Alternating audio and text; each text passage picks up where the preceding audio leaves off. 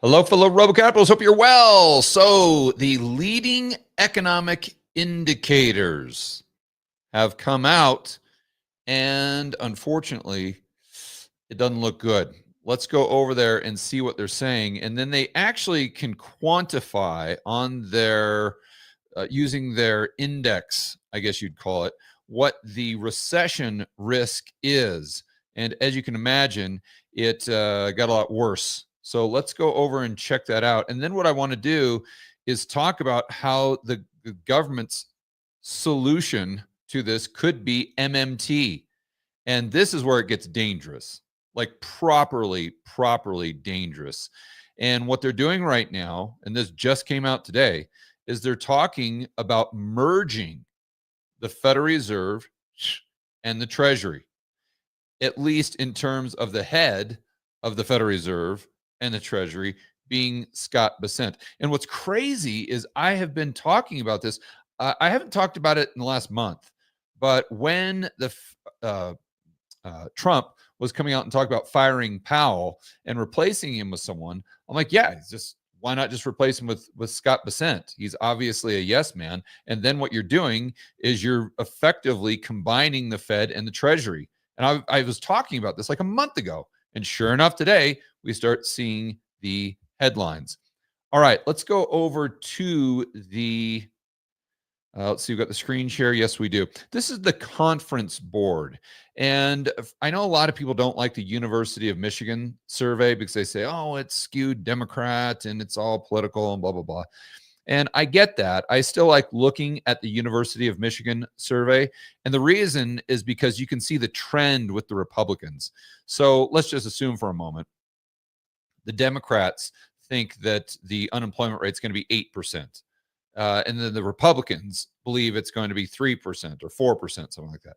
And you can say, oh, we've got to throw it out because this data is just too politically biased. Not really, because if the Republicans have gone from 2% to 4%, I think that is information that is absolutely relevant.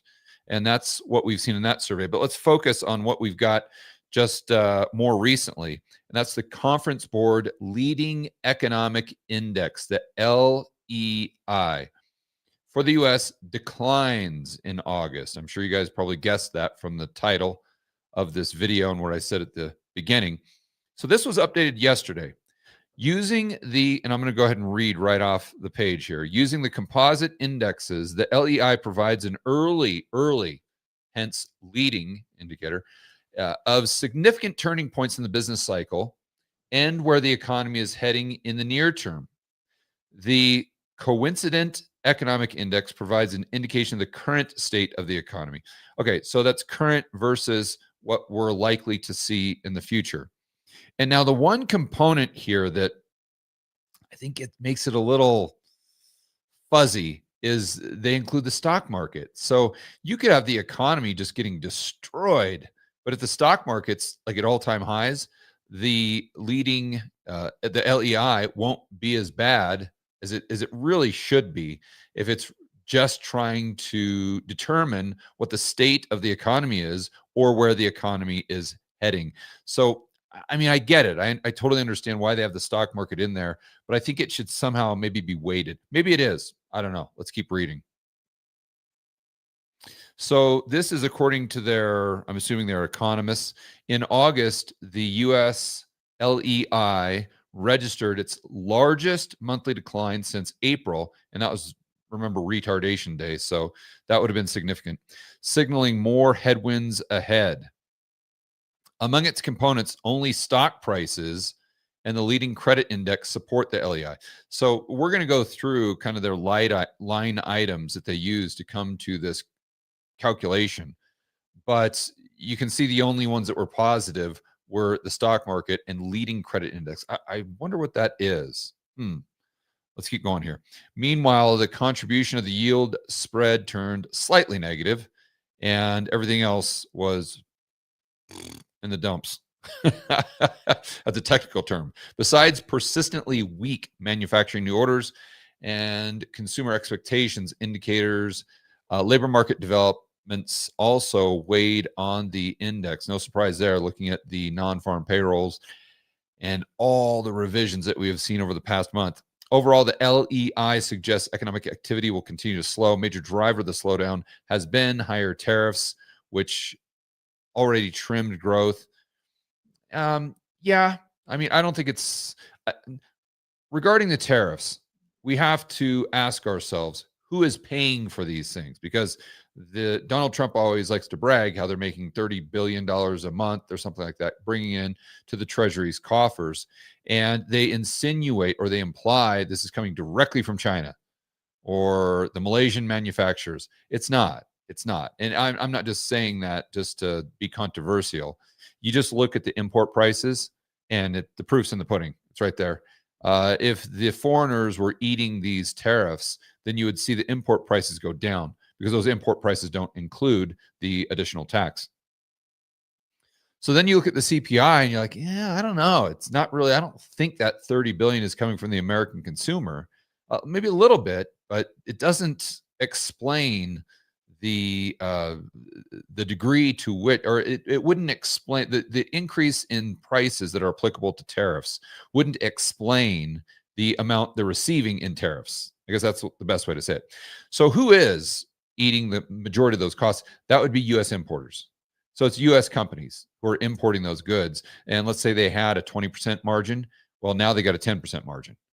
And they're not able to pass that cost on to the consumer, not because they don't want to, obviously. They would love to pass the cost on to the consumer, but they can't, because they know that the consumer right now is so weak and demand is so weak that if they bump their price by 10% or whatever would compensate them for the additional tariff that they're having to pay when that thing is imported, then they know that demand is going to really fall off a cliff. And then they got problems and they got to start laying people off. Then this is going to be a huge, huge hit to their business above and beyond the, let's just say, 10% increase in what they're having to pay to get that product from point A outside of the United States to point B inside of the United States. So that's one component of where I think and it's not, I think it is, just look at the data, where the tariffs are eating into the profit margins of these importers. Now, you may say that's good or bad, whatever. We're not here to decide that or debate that, but it's just that's what's happening. So that's a drag for those businesses and those corporations. But over here, then you've got the uncertainty. And I hate to use that word because the mainstream media uses it, just kind of beats it to death. But it is true that if you don't know what the policies are going to be tomorrow, and you may say that's 6D chess, and it might be 6D chess, and that might be the only way that Trump can negotiate these deals. Fair. But the bottom line is it still creates this uncertainty where these businesses, they're not going to go out and make these huge, massive investments other than trying to suck up to the president to get more political favors. So you look at NVIDIA. I mean, what are they doing? And I'm not blaming them for it, but they're investing in Intel. Why? Do they think this is an amazing investment? No, or else they would have done it prior to Trump putting pressure on them. They just know that this is going to score them political brownie points that's going to net them a lot more than the $5 billion or whatever that they invested in Intel. So outside of that, the political favors game, then you really have kind of the small and mid-sized businesses that are really the growth engine for employment in the United States. They're the ones that this hurts the most because A, they're absorbing the cost when they import it, and B, they've got the uncertainty to where they don't know what to do. They freeze, they do nothing, and therefore they don't hire. So when people quit, they don't fire them back. And that's, I think, one big reason why you're seeing the increase in the number of job losses, although we haven't yet seen the increase in the unemployment rate. But that's just because we've got the labor force participation decreasing at the same rate. And that still means fewer jobs, fewer aggregate demand, and a big, big, big headwind for the overall economy. Okay, getting back to the conference board here. I mean, let's just look at the chart. That's really kind of sums it up for us. So you don't want to see this blue line go straight down. That's and all you have to do is look at when it's gone down in the past, and oh yeah, that would be .com. Oh yeah, that would be the GOC, and oh yeah, that would be the cerveza sickness. So this is never really a good sign. And I think their line in the sand is 100. Let's go down there, and then I want to bounce back up here and look at the inputs to this calculation. Yeah, their line in the sand is minus 5%. And we dipped down there when we had the big, or just, I wish they had 2023 would be in there. So we dipped down just prior to Silicon Valley Bank and all those others going bust.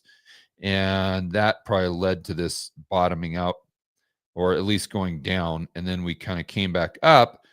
I mean, not really robust, I would say, especially when you look at this, considering what it was in the 2010s. It's not like the 2010s was just a phenomenal decade for the United States economy. Now, it was a phenomenal decade for the stock market. Absolutely. No one's going to argue that. Phenomenal decade for the bond market. That no one's going to argue that. Phenomenal for, Bitcoin and a lot of these other, phenomenal for real estate. But that doesn't necessarily mean that it was phenomenal for the real economy. I don't think any of us would argue that, regardless of how bullish or bearish or whatever your opinion is, whatever your political views are, or your view of the economy. I don't think any of us would sit there and say, yeah, this the 2010s was just like the 1990s. I remember both decades. And if you don't remember them, I can assure you the 2010s sucked compared to the 1990s. Okay. So this red line is what we've really got to pay attention to. And I guess this black line, once you get down close to zero or below zero, that's when you've got a warning signal.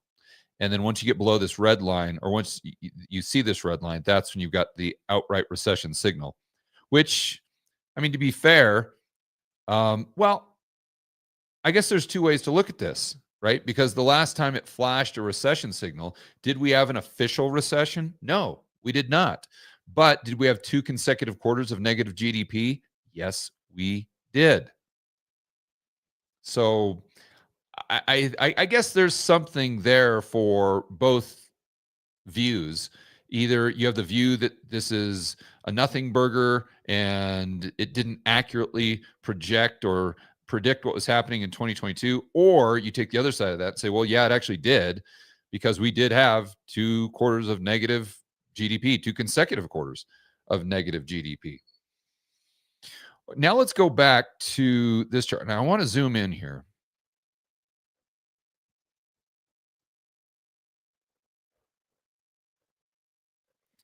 I'll zoom out a little. Okay, so the financial components, this is what they were talking about earlier. What led the way here, as you can imagine, just S&P 500. And in today's day and age, it would.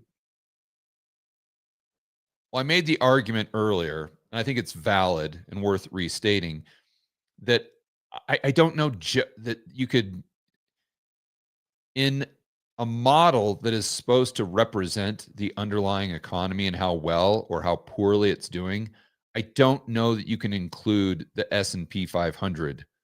I guess you could include it, but you've got to have some way to weight that to where it's appropriate, because it's I mean, what this is insinuating is the better the US economy does, the better the stock market does, because the stock market is just a reflection of the economy and the businesses in the economy. We know that is complete and total nonsense, to the point where often there's an inverse relationship. So the worse the economy does, the better the stock market does, because, the Fed's going to drop rates. So I would just kind of take this component with a grain of salt. Then you got to ask yourself, okay, if this line item was excluded, okay, now where are we with the leading economic indicators? Answer: a lot worse. A lot worse. So there's the credit, yet I'm not sure. I don't know if they're doing that, loans and leases. That would be just a guess. And then here you've got the curve, which, if you're looking at treasuries, the 10-year treasury, and you're looking at Fed funds, I don't know how you can peg that as zero impact. Zero. We have a flat curve. And that's with the Fed funds and the 10-year. I mean, you look at almost everything, every point at the curve. In fact, I had that. I wanted to pull that up a little later, but we can go ahead and go to that right now. Oh, darn it. I had it up. Oh my gosh. There it is. There it is. I knew I had that was going to really bother me if I couldn't find that. I specifically put it there so I wouldn't lose it. Here you go, guys. This is what I was referring to. You got Fed funds right here.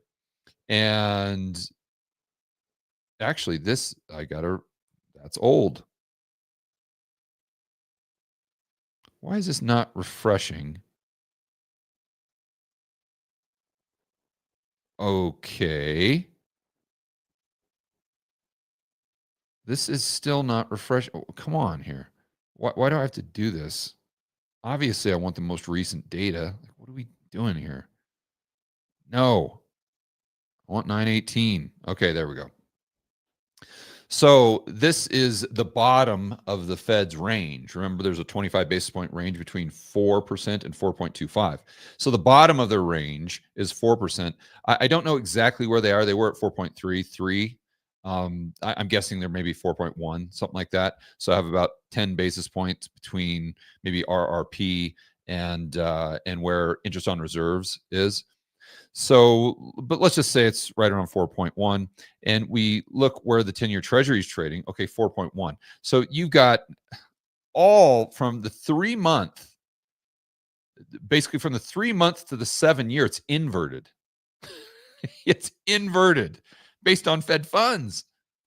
And then you go out to the 10-year and we're flat. Now, sure, you got to the 20 and 30, but still you're only 60, 70 basis points of steepening from the overnight rate, for heaven's sakes.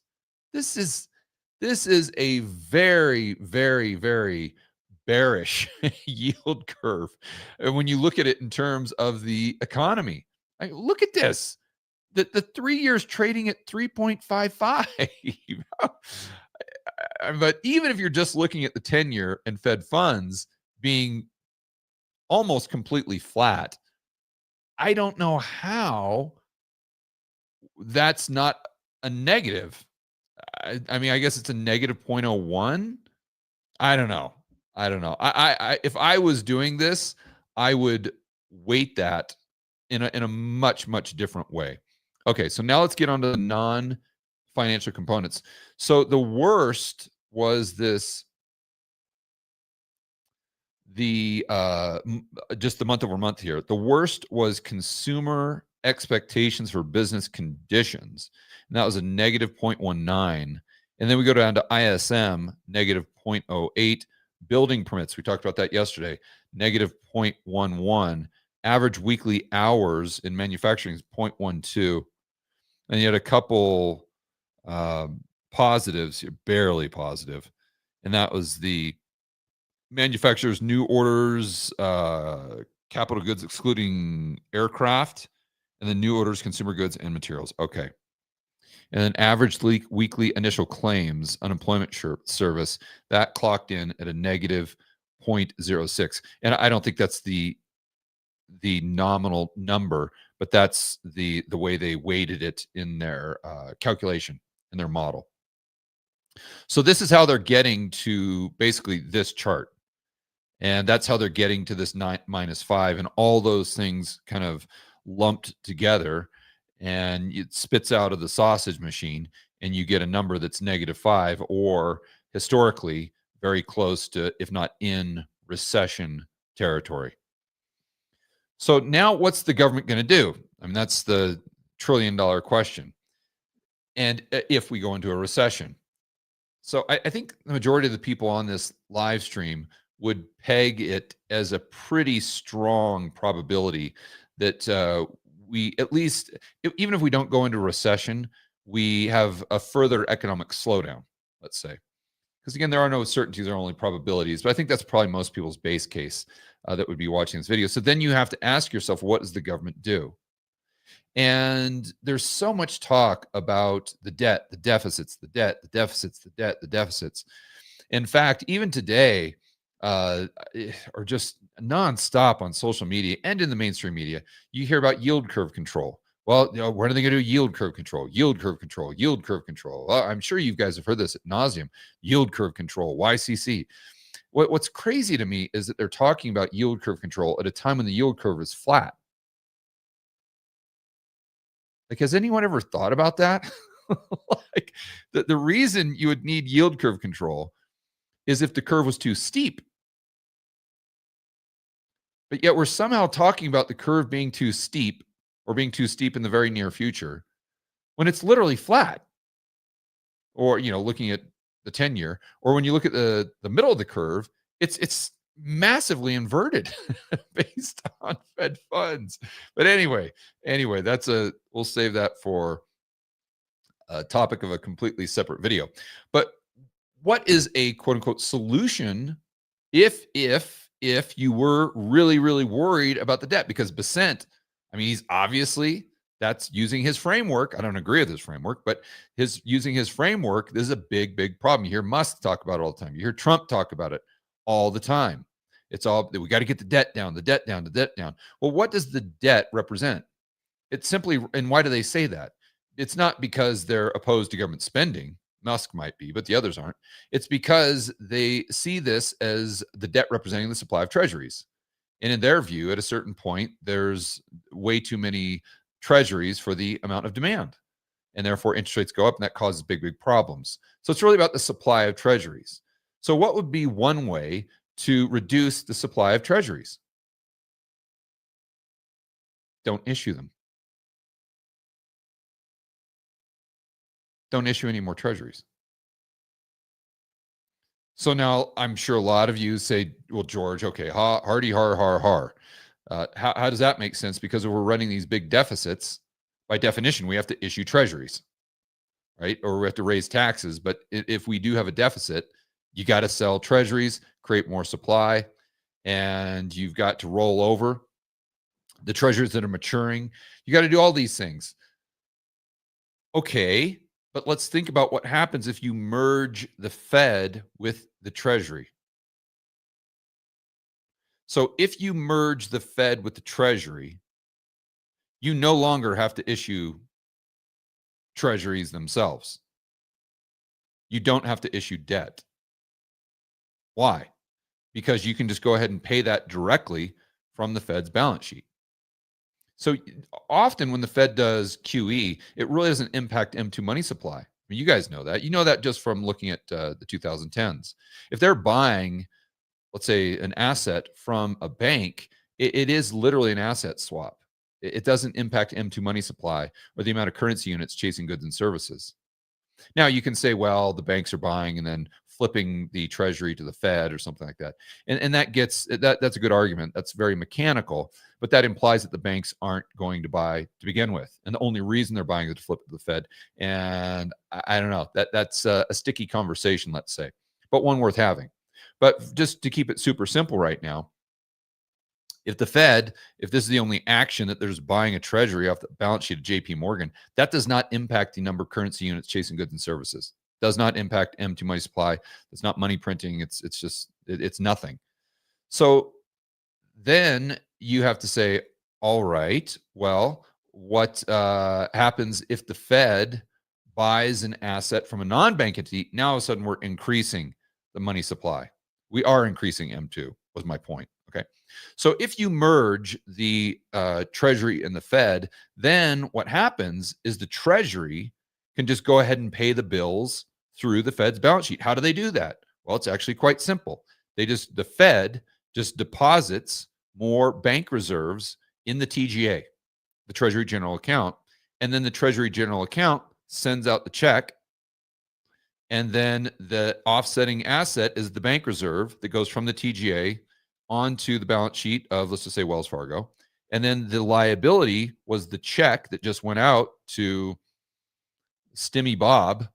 And Stimmy Bob just got the Stimmy check for whatever, $1 million, let's say. And then $1 million went on to the balance sheet of Wells Fargo because that's where he's going to cash the check, right? So his bank account balance goes up by $1 million, which is a deposit liability of Wells Fargo. But then Wells Fargo gets that $1 million of bank reserves. That's the offsetting asset, right? So in that transaction, there were no treasuries that were issued. None. So the United States debt did not go up. But Stimmy Bob, or whatever his name is, he now has $1 million that he can go out and spend. Or, so, I mean, just replace Stimmy Bob with a recipient of Social Security, or, you know, some sort of military spending, or whatever spending the government is doing. That's how they could do it. The Fed just dumps bank reserves into, and they don't have to buy an asset. You say, well, George, they'd have negative equity. Yeah, they have negative equity right now. That's not stopping them. They can have negative equity all day long. That doesn't matter, because they have these accounting gimmicks called deferred assets? I mean, it's a total joke. It's a total joke. It's just, it's beyond an accounting gimmick. It's an accounting scam is what it is. But they can do it. That's the bottom line. So in that world where if you're merging the balance, that is MMT. That's the premise of MMT. And then the way that you're controlling the money supply is you're just either taxing it out of the economy, and then you're spending it back in. And then the delta is how you're increasing or decreasing the money supply. So if you're spending in $1 million and taxing out 100,000, well, on net, you've increased the money supply by $900,000. Or if you have inflation, then all you do is you spend into the economy 100,000 and you tax out $1 million, and now you've reduced the money supply by 900,000. This is MMT. This is the core. This is the foundational approach.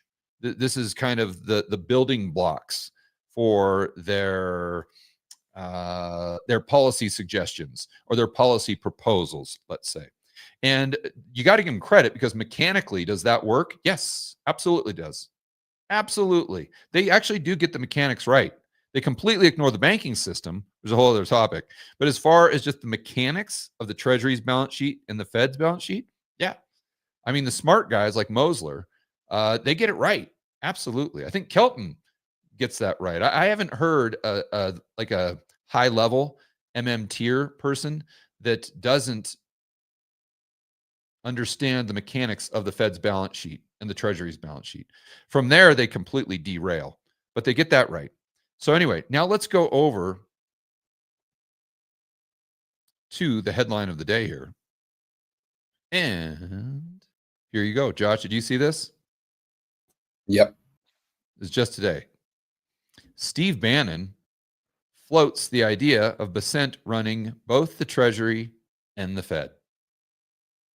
Exactly what I was saying a month ago. Exactly. What's crazy too is whenever I assert something like that on a video, a whiteboard, or one of these, everyone in the chat's always like, "Oh, George, you don't know what you're talking about. Oh, okay, another conspiracy theory." And then, not all the time, but a good percentage of the time, let's say, it comes true. The conspiracy theory turns into conspiracy fact. Anyway, so what was going on here? Basically, it was, Steve Bannon.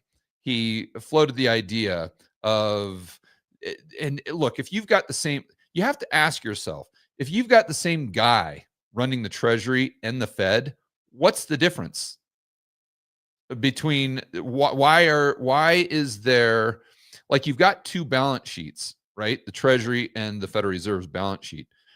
But if you've got the exact same entity running both balance sheets, are they different? I mean, not really. Not really. By having the same guy there making the exact same decisions, then you effectively are just kind of merging those balance sheets, because one's just going to work right off the other. It's going to be the exact same decision-making process. So Bannon was just saying that he's a big fan of Bessent, and this would be a great idea. And then even when Powell is out, he would suggest that Bessent stays in charge of the Federal Reserve. But then you have to take it to the next step, right? Because we can see how if you've got one guy running both entities, how you've basically merged those balance sheets. You know what? It's like me running two businesses. And I'm running Rebel Capitalist. Let's just say each one of these YouTube channels is a business. So I'm running the George Gammon channel and I'm running the Rebel Capitalist channel, but it's me running both. So sure, I might have different bank accounts for each, but it's really the same balance sheet. And by the way, when you're filing the taxes, it's a pass-through entity, so it passes through to my tax return. So it's one and the same here. But we can take it a step further and say, okay, let's just assume we do have two different guys. We got Bessent running the Fed, and we have XYZ Yes Man, who's basically going to do exactly what Bessent tells him or what Trump tells him. Is that any different? Not really. Not really. And they are so hawkish on the debt. If you've got the same guy running, or you basically merge those balance sheets, I don't know why they wouldn't float the idea of, hey, why are we even issuing treasuries? Like, why are we doing this? We don't have to do this. Like, this is the way the system works. This is the way the balance sheets work. This is the way the mechanics work. So why don't we just have the Fed dump money into the TGA account? I think that's the logical progression. Now, do I think they'll do it? No, I don't. Why? Because then Scott Bessent is a smart dude. He might not play one on TV or the interviews and some of his policy positions in standing up for Trump. Obviously, he's got to be a yes man, but he's a smart dude. And he understands how important treasuries are to the global monetary system. He knows it. He has to know that they're collateral. And I think that's why he did such a 180 when he took the job. Remember how critical he was of Yellen? Oh, she's issuing everything at the front end. Oh, she's issuing everything at the front end. Oh, you dummy. And then as soon as he gets in, what does he do? The exact same thing. Why? Because he got in there and he's like, oh, whoa, oh yeah, I knew that these T-bills were important, but I didn't know they're that important. So I'm going to go ahead and keep doing exactly what I criticized Janet Yellen for doing. So I don't know that we would, but there again, that's if Bessent is running things. If they do merge the balance sheet, Bessent, let's say he gets sick and tired of dealing with Trump, so he bounces, and then Trump puts in someone like Lutnick, or just, some complete moron. Now, I think I would peg that as far higher than a 0% probability. And I mean, you guys can guess where you go. So once you get the merger of the balance sheet and you just get direct money printing, that is that is the definition of money printing. I'll even get on board with that one. Then look, you're going to increase the money supply massively, while at the same time, you're going to be just crushing productivity, because the loan growth that's normally going from the banking system to productive outlets is not going to be there. And that loan growth, or that money supply, and remember, when you're growing loans, what are you doing with the money supply? You're increasing the money supply. So if you're increasing the money supply in terms or in ways that are not productive in terms of in producing more goods and services, then you're going to have consumer price inflation. But if the Fed is doing it, or Scott Bessent or the Treasury or Lutnick or whatever, then the likelihood that the government, who is now in control of the domestic money supply, is going to be increasing it solely for productive purposes, basically zero. And then what you're going to have is money supply go up, productivity go down, goods and services go down. What's going to happen to the price of stuff? Obviously, it goes up. So that's why I always say, when I'm on this, when I always say that the supply of treasuries hasn't impacted the prices of treasuries going back, 75 years, that's spot on. There's no way you can debate that, because it's happened in the past and it's just factual. But my argument is not that just because it's happened in the past means it'll happen indefinitely into the future. That is not my argument. My argument is the reason it's happened that way in the past is because the way the monetary system is structured. Now, if we change the monetary system, which MMT would absolutely be, or same thing with the CBDC, it's the net result's the same. And that is the central planners are now controlling the credit creation, and the central planners have much more control, if not 100% control, on the actual money supply and the amount of goods and services that are chasing, or excuse me, the amount of currency units that are chasing goods and services.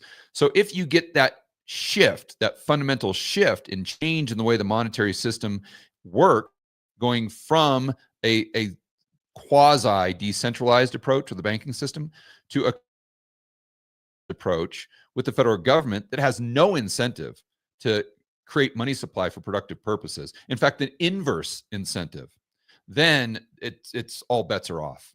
And I would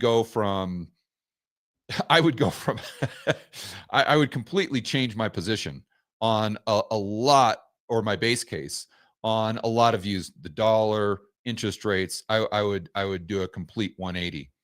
But so we got to watch this carefully, guys. We got to watch this carefully. I know it's just a narrative right now. It's just an idea, but remember, so are CBDCs.